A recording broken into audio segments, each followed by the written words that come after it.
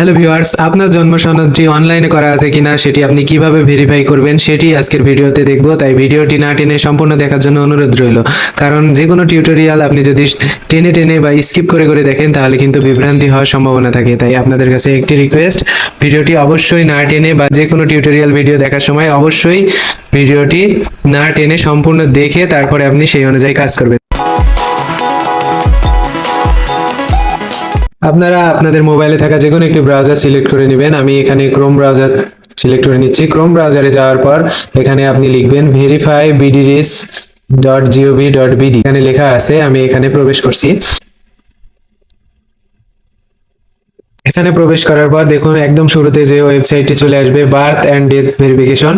আপনারা এখানে প্রবেশ করবেন। এখানে প্রবেশ করার পর আপনারা এখানে আপনাদের যে 17 সংখ্যার বার্থ রেজিস্ট্রেশন নাম্বারটি আছে, এই বার্থ রেজিস্ট্রেশন নাম্বারটি এখানে বসিয়ে দিবেন।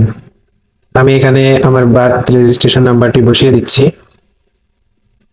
এরপর আপনারা নিচে ডেট অফ বার্থ এখানে বসিয়ে দিবেন। সেক্ষেত্রে আপনারা প্রথমেই আপনাদের জন্ম সন, তারপরে জন্ম মাস এবং সর্বশেষে জন্ম তারিখ এভাবে ড্যাশ দিয়ে দিয়ে বসিয়ে দিবেন। এরপর দেখুন নিচে একটি ক্যাপচা আছে, এই ক্যাপচাটি আপনারা সঠিকভাবে এখানে যোগ করে কত হয় সেটি বসিয়ে দিবেন। এরপর আপনারা নিচে সার্চ, এই সার্চ অপশনে ক্লিক করে দিবেন।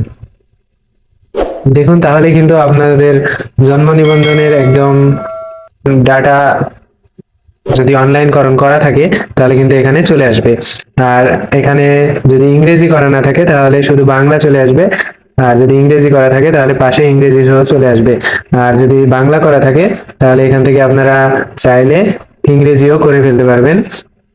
তো সেটি কিভাবে করবেন সেটি আমি পরবর্তী ভিডিওতে দেখাবো। আর আপনি কিন্তু এই ফর্মটি ডাউনলোড করে প্রিন্ট করে যে কোনো কাজ চালিয়ে নিতে পারবেন। তো সেক্ষেত্রে আপনাদের এই যে উপরের ডান কর্নারে 3 ডট আছে, এই 3 ডটের উপর ক্লিক করতে হবে। 3 ডটের উপর ক্লিক করার পর দেখুন একটি অপশন আছে শেয়ার, এই শেয়ার অপশনে আপনারা ক্লিক করবেন। শেয়ার অপশনে ক্লিক করার পর দেখুন একটি অপশন আছে প্রিন্ট, এই প্রিন্ট অপশনে ক্লিক করবেন। প্রিন্ট অপশনে ক্লিক করার পর দেখুন উপরে একটি অপশন আসছে সিলেক্ট এ প্রিন্টার। তো এখানে আপনারা সিলেক্ট এ প্রিন্টারের এই উপরে ক্লিক করে দেখুন আরেকটি অপশন চলে আসবে সেভ এস পিডিএফ। তো এই সেভ এস পিডিএফ এর উপর ক্লিক করবেন। সেভ এস পিডিএফ এর উপর ক্লিক করার পরে দেখুন ডান কর্নারে পিডিএফ এর একটি আইকন আছে, আপনারা এই পিডিএফ এর আইকনের উপরে ক্লিক করলেই কিন্তু পিডিএফ আকারে আপনাদের ফোনে এটি সেভ হয়ে যাবে। তো আমি এখানে যদি একটি ফোল্ডারে সিলেক্ট করে সেভ করতে চাই তো সেটিও সম্ভব, নাহলে আমি এখান থেকে সেভ করে দিলেও সেভ হয়ে যাবে। তো চলুন এখন দেখি আমরা আমাদের পিডিএফ ফাইলটি সেভ হয়েছে কিনা। সেক্ষেত্রে আমরা ফাইল ম্যানেজারে চলে আসব।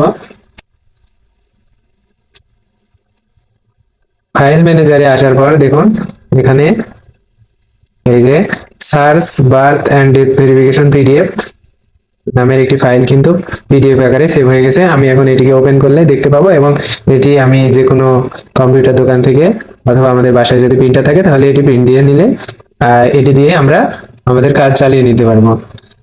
তো ধন্যবাদ ভিউয়ার্স, আজকের ভিডিওটি এই পর্যন্তই। পরবর্তী ভিডিওতে দেখা হবে। সে পর্যন্ত সবাই ভালো থাকবেন, সুস্থ থাকবেন। আর আপনি যদি এই চ্যানেলে নতুন হয়ে থাকেন তাহলে অবশ্যই চ্যানেলটিকে সাবস্ক্রাইব করে পাশে থাকা বেল আইকনটি ক্লিক করে দিবেন। ধন্যবাদ।